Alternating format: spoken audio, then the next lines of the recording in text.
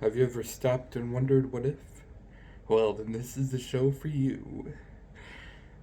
I don't know if that intro has much relevance anymore, um, but whatever.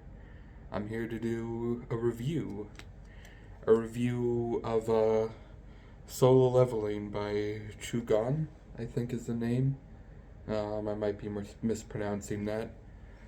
Um, I guess the first thing I can do is just sort of give you an idea on the art style in this book. Just flip to a few pages um,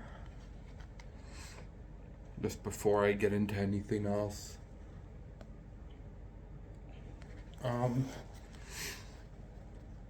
so I was given this book as a gift. I don't normally just go out and buy random mangas and read them. I usually like to skim through things as well before I decide whether or not I'm gonna read them.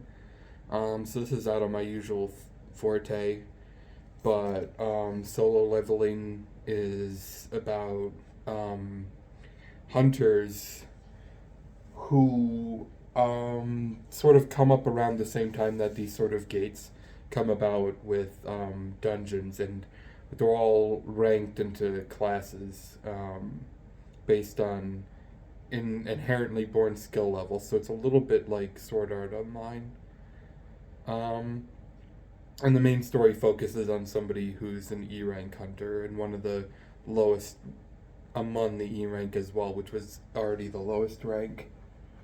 Um, Overall, unfortunately, I'd probably give this book about a 2 out of 10. Uh, I probably give the last book I read like a 1 out of 10, just because um, it had some really negative aspects as well. This book I just felt to be kind of mid. I don't feel like it offered much.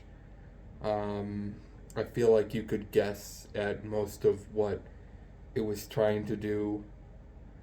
Um, the one thing that might potentially offer you of value is just the artwork, if you found that good, and the fighting scenes. But even then, there's this emphasis on um, just violence that is sort of just like overshadowed by the fact that there isn't really any gore if you enjoy that.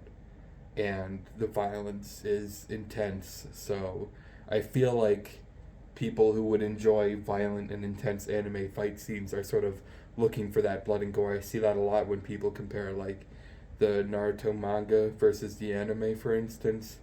The amount of blood that they just sort of censor out of the anime compared to the manga.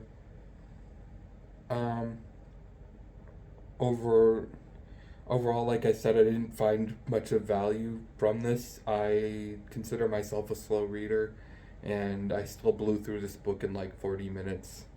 It just, there's 300 pages, and I was never on one page for more than like half a minute. It wasn't that difficult to process what was going on. A lot of it was jumping between fast action scenes. Um, I just, I mean, especially for the price point of $20, I've gotten much better volumes of manga with just as many, if not more, pages for less money than this.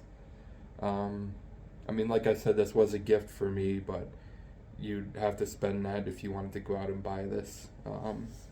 It's apparently was a fantasy novel and a web comic that supposedly attracted a lot of readers. And maybe it did, but I just didn't feel reading it that there was much of any substance to it. Um, there's a little bit of that sort of, oh, like the hero has to be clever because they're weak, which I'm sure you could have probably guessed just from the initial description I gave. There weren't really that many surprises. This is definitely feels like a situation of Cardboard Chan and even more Cardboard Chan girlfriend.